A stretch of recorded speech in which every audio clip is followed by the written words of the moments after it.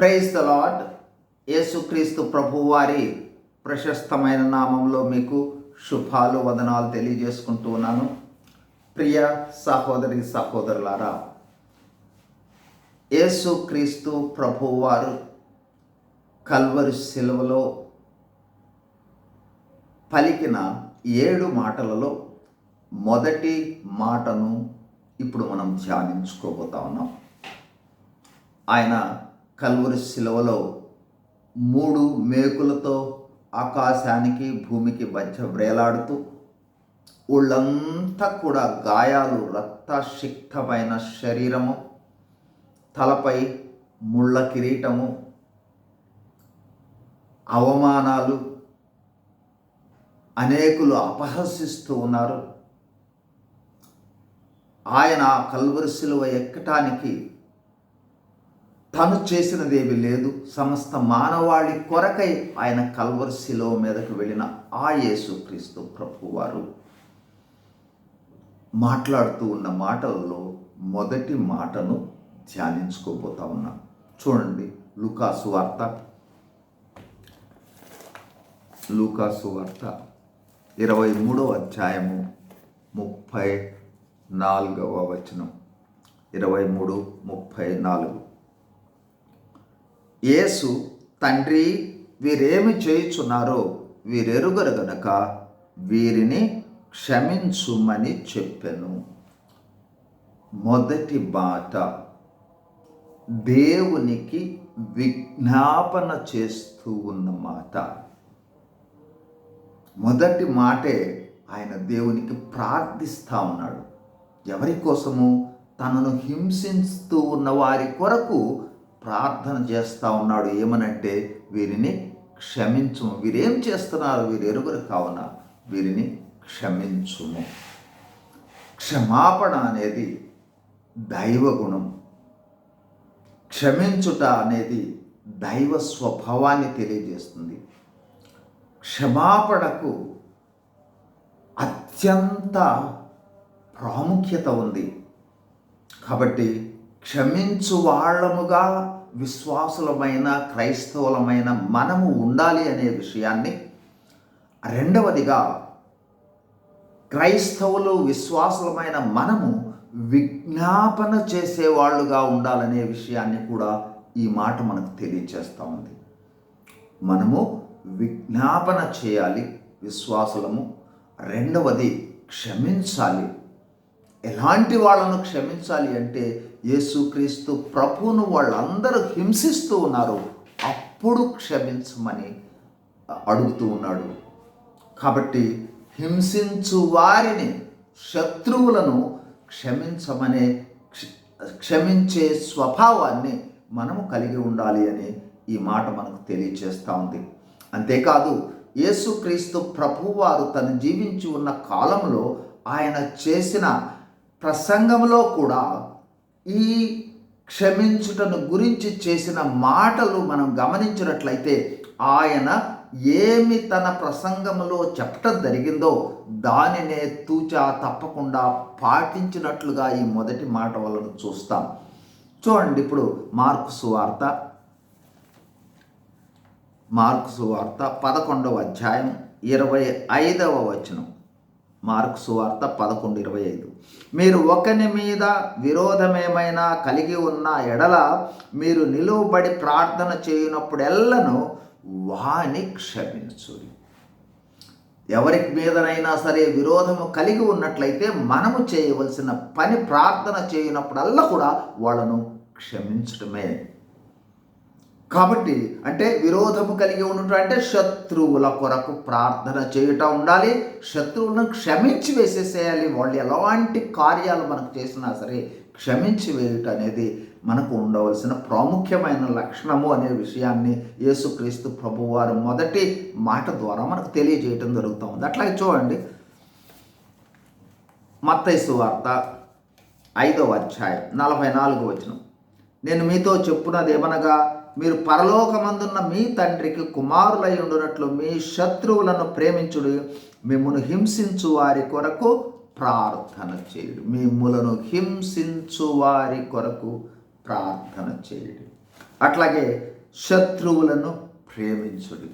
ఈ రెండు మాటలు, శత్రువులను ప్రేమించుట, హింసించు వారి కొరకు ప్రార్థన చేయుట, యేసుక్రీస్తు ప్రభువారు కల్వరి శిలువలో చేస్తూ ఉన్న ఆ విజ్ఞాపనే ఈ మొదటి మాట.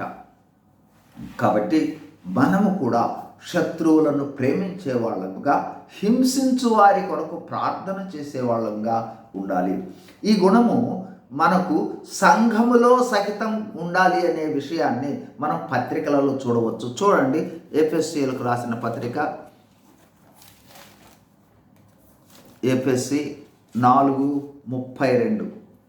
ఒకని ఎడల ఒకడు, ఇక్కడ సంఘాన్ని గురించి చెప్తూ ఉన్నారు. ఒకని ఎడల ఒకడు దయగలిగి కరుణాహృదయులై క్రీస్తునందు దేవుడు మిమ్మును క్షమించిన ప్రకారము మీరు ఒకరినొకరు క్షమించుడి.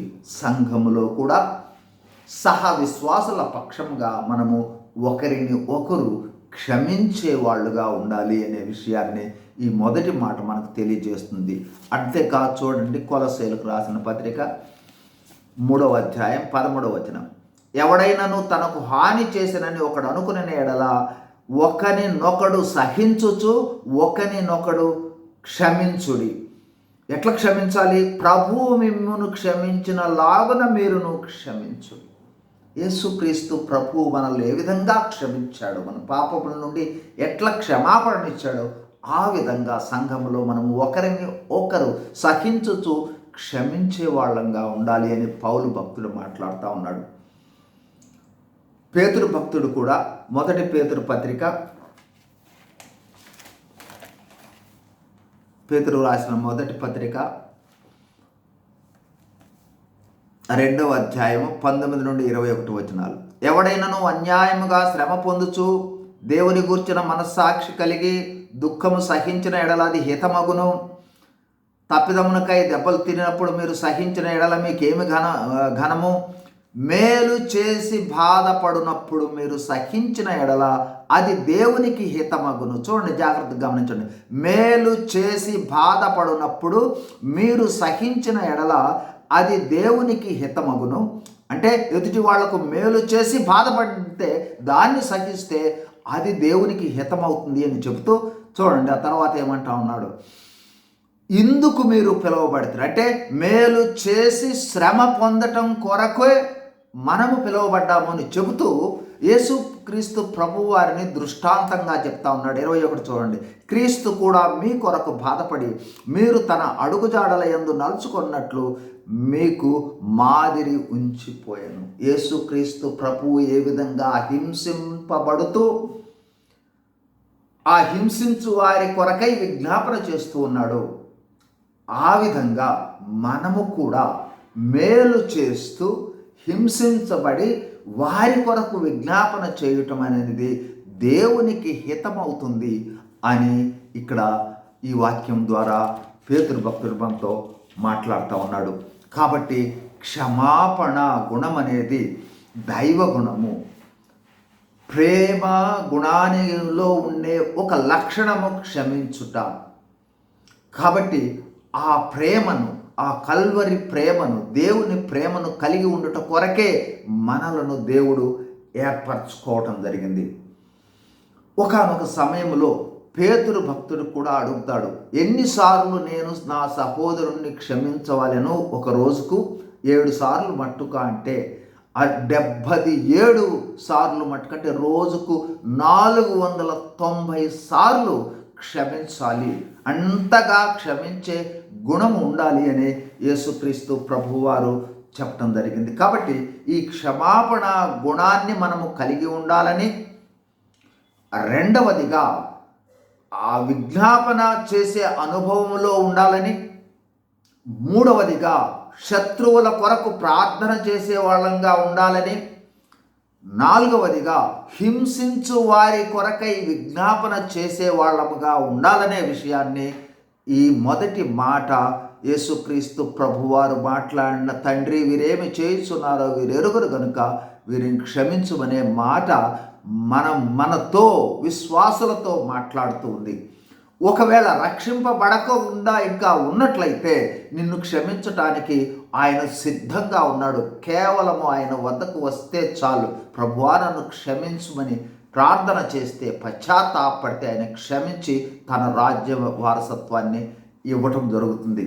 ఈ సమయంలో క్షమాపణ ద్వారా కలిగే మేలులను జ్ఞాపకం చేసి నేను ముగించేస్తాను. మొదటిదిగా క్షమాపణ అనేది దైవ గుణము, దైవికమైన ప్రేమను తెలియచేసే గుణము.